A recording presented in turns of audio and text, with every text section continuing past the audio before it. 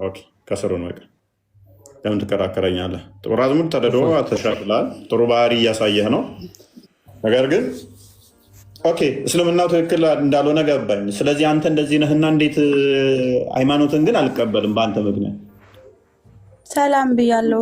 አያገናኘውም እኮ እሱ። እኔ መጥፎ ሊሆን እችላለሁ፣ እኔ ችግር ሊኖርብኝ ይችላል። ሃይማኖቱ ትክክል መሆኑን ካወቅ ሃይማኖቱን ተከተል።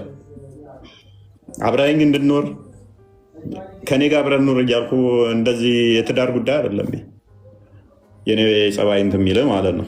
ሰው እንደዛ ነው። ከሪክ እንኳን ደህና መጣሽ። አቤት እንኳን ደህና ቆያችሁ። ሰላም ናችሁ? ይመስገን። ሙስሊም ክርስቲያን? ሙስሊም ነኝ። ጥያቄ ነበረኝ በክርስትና ጉዳይ። ምንድን ነው? እሺ በክርስትና ልጅ ሲወለድ እናትየዋም ልጅየውም እርኩሳን ነው የሚባሉት ወይስ ሙስሊም ነው የሚባሉት? ማወቅ ፈልጌ። ሁለቱንም አይባሉም።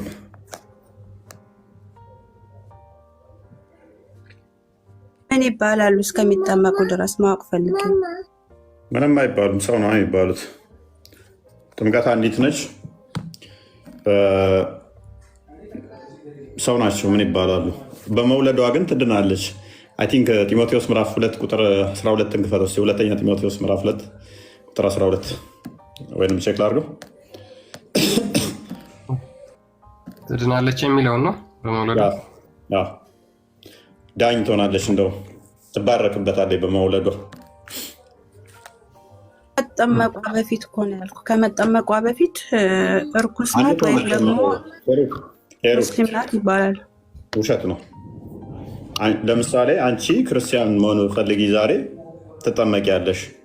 ከዛ በኋላ ልጅ ስትወልጂ አንቺ ሙስሊም ሆነሻል እየተባልሽ የምትጠመቂው አይኖርም። ቁጥር 15 ላይ ምን ይላል? አንብበው።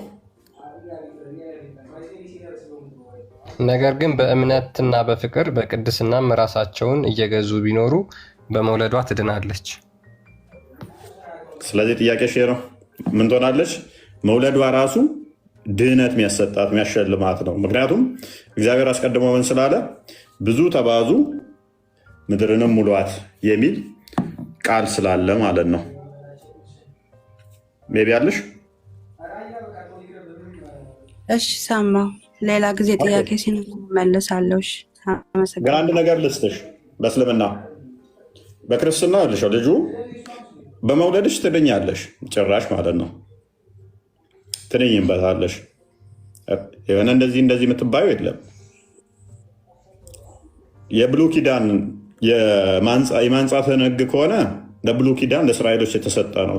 እሱ ምንድነው? እሱ ከንጽህና አንጻር ቆይ በቀላሉ ጠይቅሽ። አንቺ ዛሬ ወልደሽ ነገ መስጊድ ትሄጃለሽ?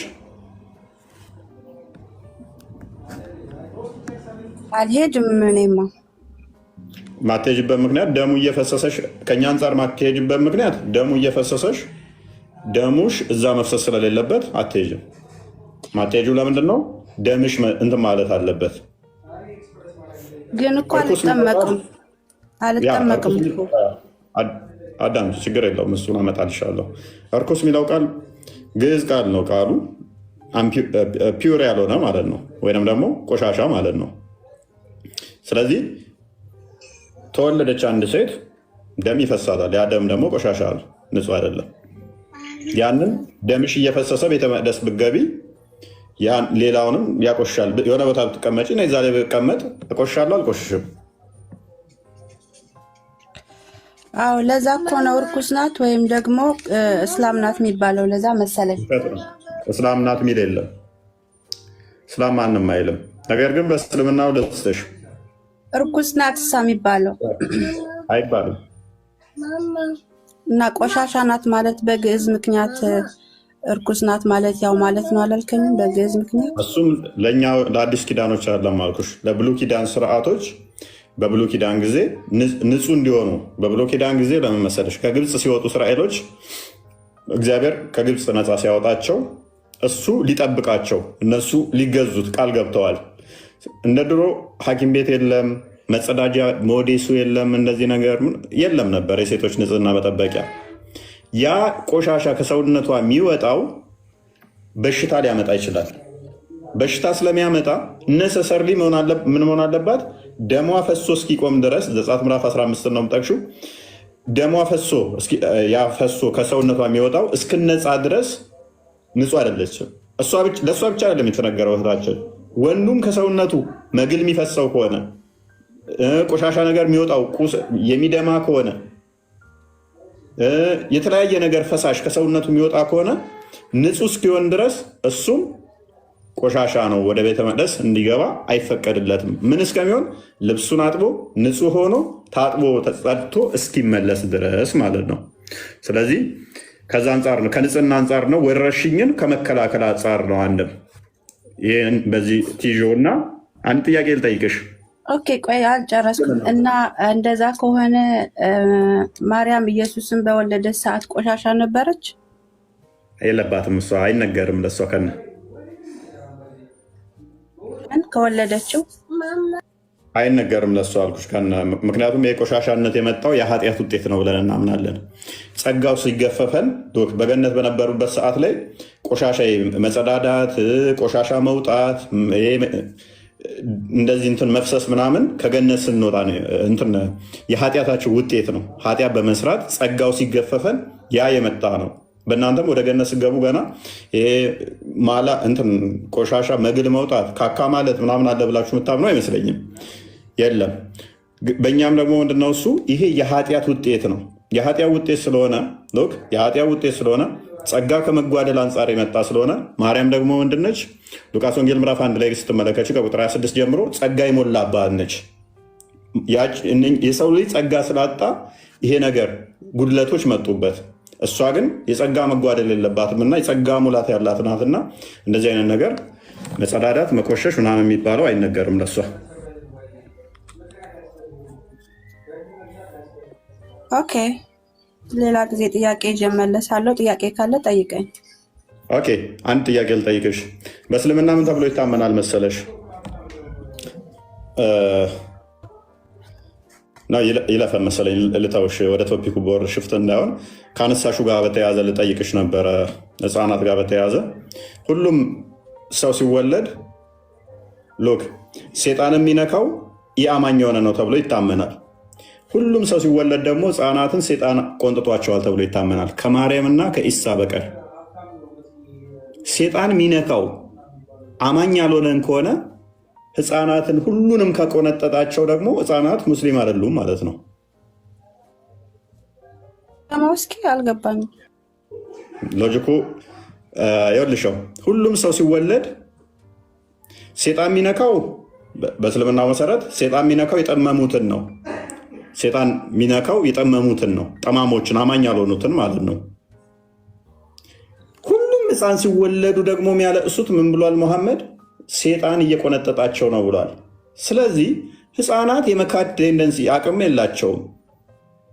ስለዚህ ሴጣን የሚቆነጥጣቸው ከሆነ አማኝ አይደሉም ማለት ነው። የሚያስለቅሳቸው ስለሆነ ገና ሲወለዱ እያለቀሱ ስለሚወጡ አማኝ አይደሉም ማለት ነው፣ ሴጣኑ ስለሚነካቸው። ያኔ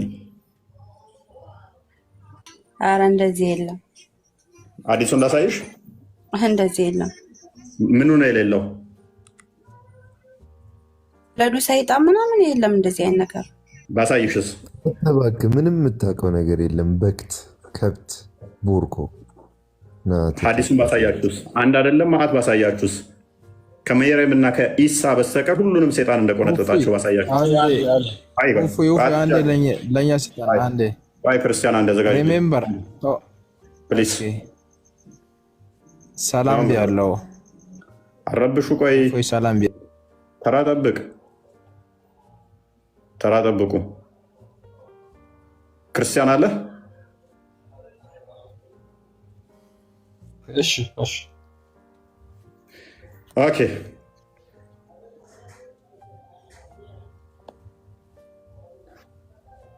ኦኬ እሺ። አንዴ ሳይ ሙስሊም 2367 እሺ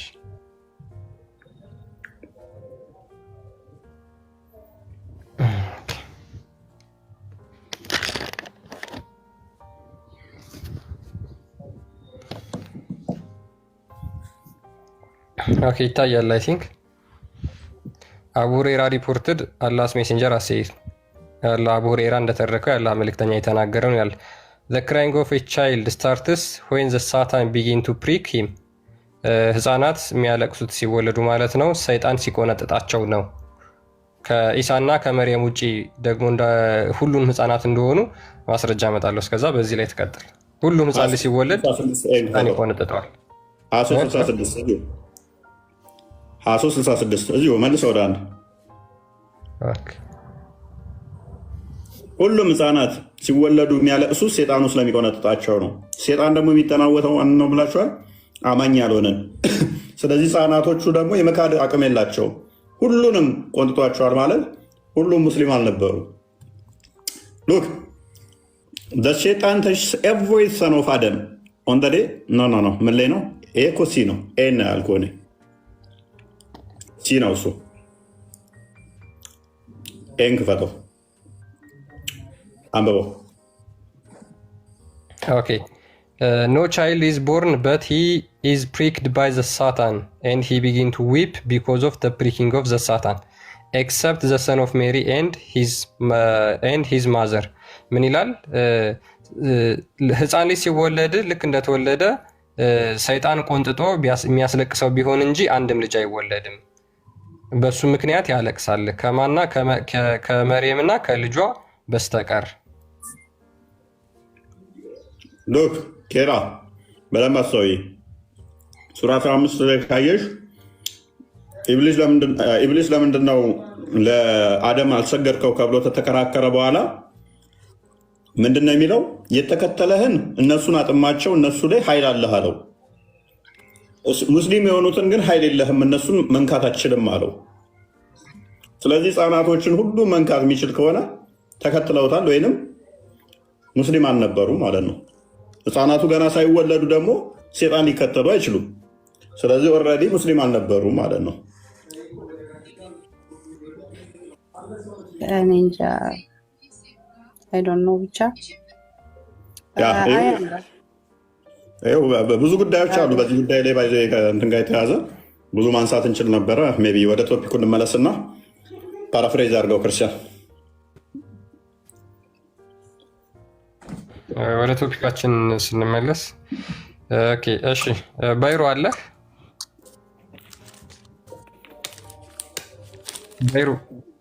ባይሮ ወይ ራስ አቡኪ አለ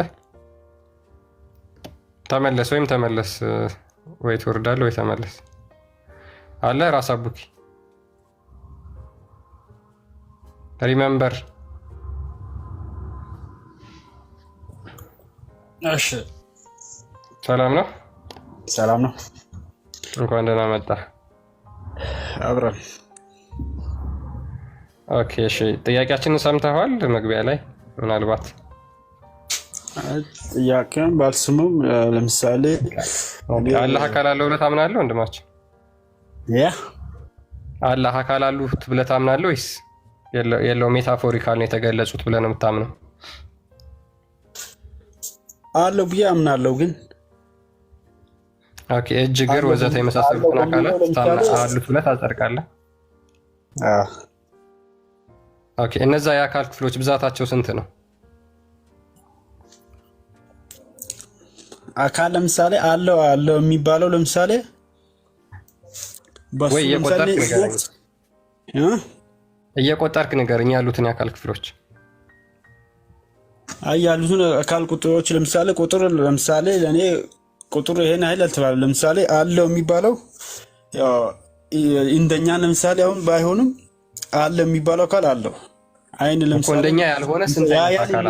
ያያል እንላለን እኛ ለምሳሌ። እሺ በምኑ ነው የሚያየው?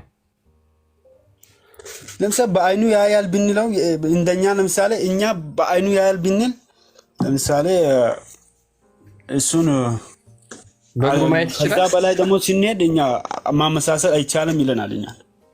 ኦኬ በእግሩ ማየት ይችላል እኮ በእግሩ ማየት ይችላል አይደለም፣ እኛ ያያል ብቻ ነው እንጂ ለምሳሌ ይሄን ያህል በዚህ ያህል ያያል የሚባል ቁጥር የለውም። እሺ የሚያየው በምኑ ነው የሚያየው? እኛ እኮ እኛ ለምሳሌ የሀያልነትን ነው ብቻ የምናውቀው እንጂ በምኑን ለምሳሌ መሆኑን ለምሳሌ አሁን በአይኑ ብንልም ለምሳሌ አሁን አይኑ ለምሳሌ ምን ያህል ነው ምንድን ነው ማለት አንችልም እኮ። ግን አላህ አይን አለው፣ የሚያየው ግን በአይኑ ነው። ምን ያህል እንደሚያይ አናውቅም ነው እያልከኝ ያለኸው አይደል? የአንተ አምላክ አይን የለውም፣ አያይህም፣ አይሰማህም፣ ጆሮ የለውም። ለምሳሌ አንድ አምላክ ትቀጥላለህ። ቆይ አቡኪ አንድ አምላክ ያውቃል ብንል ለምሳሌ አንድ አምላክ ለምሳሌ ያውቃል ብንል የግድ ለምሳሌ ወደ አእምሮ ነው የምንሄደው እናንሽ። ኦኬ ያንተ እሺ፣ አላህ በምኑ ነው የሚያየው? በአይኑ ነው አይደል? ከአይኑ ውጭ ሌላ የሚያይበት አካል አለው? ሌላ አካል እኔ እኮ ሌላ እኮ ቢነገረኝ ለአንተ ራሴ ነግሬህ ነበርኩኝ። እየጠየቁ እኮ ነው። ስለዚህ አልተነገረም። ከአይኑ ውጭ የሚያይበት ሌላ አካል የለውም። ለምሳሌ እግር አለው፣ እግሩ አያይም። እጅ አለው፣ እጁ አያይም። ባት አለው፣ ባቱ አያይም። እሺ እግሩም ያያል፣ እጁ ያያል ሚል ነገር የለም። እየጠየቅኩ ነው እኮ እሱን እኮ ነው የኔም ጥያቄ እሱ ነው እየጠየቅኩ ያለሁት። ስለዚህ እግርና እጁ አያይም፣ ነገር ግን አይኑ ብቻ ነው የሚያየው ማለት ነው። እኔ ያያልነቱን ነው የሚያውቀው፣ ግን የሚያየው ከዛ በአይኑ ነው። እሱም በአይኑ አላልማ። ኦኬ በምኑ ነው የሚያየው? በጣም ጥሩ። ያያል ነው እኛ ያያልነቱን ነው የምናውቀው እኛ እኮ። የሚያየው በምኑ ነው የሚያየው? እኛ ራሱ አናውቀውም እኮ። ኦኬ አይን አለው ብለህ አታምንም? ሰላም እኔ ያያል ብዬ አምናለሁ። አይን፣ እጅ፣ እግር የመሳሰሉትን አካላት ታጸድቃለህ አንተ።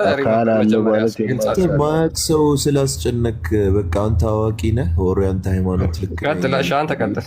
እሺ ቀጥል። አላህ አይን አለው? ቆይ ራስ አቡኪ ማይክን ክፈትና ቀጥል። እሺ አላህ ጭንቅላት አለው የለውም? እስኪ አንዴ ለኔ ክርስቲያኑ አንዴ ለኔ ሰጠኝ። አቡኪ አንዴ ቆይ አንዴ ይቀጥል። እሱ ራስ አቡኪ በጣም ስለሚያውቅ በጣም ጎበዝ ስለሆነ ይቀጥል። አንዴ ስማኝ፣ አንድ ነገር ልንገርህ። በመጀመሪያ የሃይማኖት ትስስር ላይ ናችሁ ወይስ እየጠየቅን ነው? መልስ። አንተ መጀመሪያ መልስ። አንተ ስለጠየቀኝ አንመልስልህም። የምታመልከውን አምላክ አብራራ። የምታመልከውን አምላክ አብራራ። ዘለፋ ላይ ነህ ወይስ ለማወቅ ነው? ይሄን ብቻ እየጠየቅን ነው። ጥያቄ ሙስሊሞች ችግራቸው ምንድነው መሰላችሁ? ስጠይቋቸው ዘለፋ ይመስላችኋል። ምክንያቱም አምላካቸው እንዴት ቂጥ መታጠብ እንዳለበት ያውቃሉ። እንዴት ሚስቶቻቸውን መገናኘት እንዳለባቸው በጀርባ በግራ በቀኝ በኋላ ሚስቴን እገናኛታለሁ፣ ቂጤን ስታጠብ እንደዚህ አደርጋለሁ፣ ውዱ ሳረግ እንደዚህ አደርጋለሁ፣ ሽንት ቤት ስገባ ቀኝ እግሬን አላስቀድምም በግራ እግሬ ነው የምገባው፣ ስወጣ ደግሞ ቀኝ እግሬን ነው የማስቀድመው ብለው ያምናሉ። ነገር ግን ስለ አምላካቸው ስጠይቋቸው ስድብ ነው ለነሱ። ስለ አስተጣጠብ፣ ሚስቶችን ስለመገናኘት፣ ሴቶችን ስለማግባት ስጠይቋቸው ግን በአንድ ጊዜ ይመልሱላችኋል። አምላካቸውንስ ወፍ ምንም ያውቁት ነገር የለም። ከዛ አትሳደብ ነው መልሱ፣ የመጨረሻው መልስ ማለት ነው።